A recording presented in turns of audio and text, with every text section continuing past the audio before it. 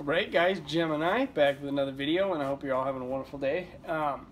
The word icon is thrown around in pro wrestling like all the time. The word icon gets thrown around. If you guys go back to say like 96, 97 in WCW, when Rowdy Piper and Hulk Hogan were having their big feud, it was dubbed the Battle of the Icons. I mean, Shawn Michaels, 97, you know, he was the showstopper, the headliner, the icon. You know, the word icon is thrown around a lot in pro wrestling. And what I was reading about on WrestlingDVDNetwork.com is supposedly they have these DVDs coming out, and they might just be in the UK, they might be in the United States, but they're coming out a little later in the year, and they're called the Iconic Matches.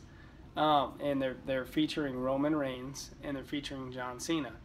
Now, if you remember a while back, I bought this Macho Man thing, and it had a DVD on the inside. You know, that would have been Macho Man's Iconic Matches. Remember when I bought the John Cena fan pack? It had, it's on one of my old videos.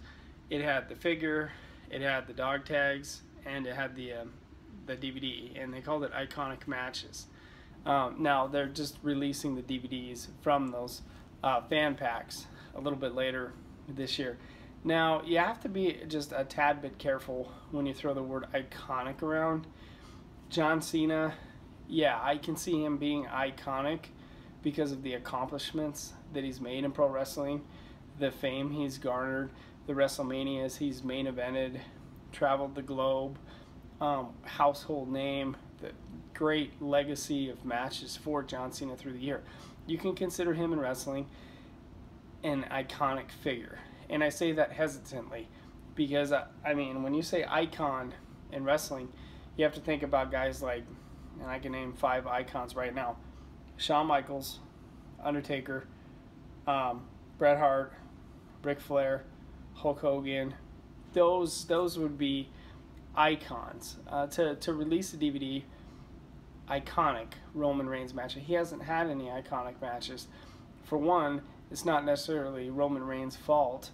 He's not that great of a wrestler when it comes to having a defining iconic moment. And I mean, what would be Roman Reigns' crowning achievement in his career, right? It would be what, winning the Royal Rumble. That match really isn't talked about like Steamboat and Savage was. That would be an iconic match with iconic wrestlers. I mean, what? I mean, is there really anyone in a hurry to go back and watch Roman Reigns versus Triple H this past year at WrestleMania, which could have become an iconic moment for pro wrestling if Triple H and Roman Reigns would have torn that house down in Dallas? They weren't given any favors going into that match because the crowd was dead, because we had been sitting there for like 5 hours, and we had to wait 4 or 5 hours to even get in the show, and we were all exhausted from the entire WrestleMania weekend. So when the WrestleMania main event with Roman Reigns and Triple H came, we all had been running for 4 or 5 days, and we had nothing left by the time the main event came. So, iconic, huh? Roman Reigns is not an iconic figure. It's not iconic matches. He hasn't earned the status to be iconic.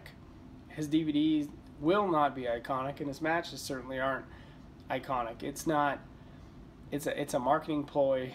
I get all that, but I mean, Hulk Hogan, Ric Flair, Undertaker, they've had really, really good WrestleMania main events. You know, fucking Roman Reigns, he's never had a good WrestleMania main event. John Cena, yeah, I can see it because he's been around forever and he's had a ton of success.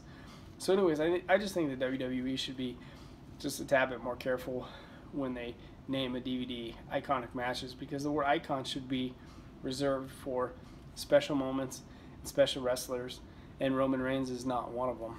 So just a quick opinion on that. You guys have a wonderful day. Thanks for listening.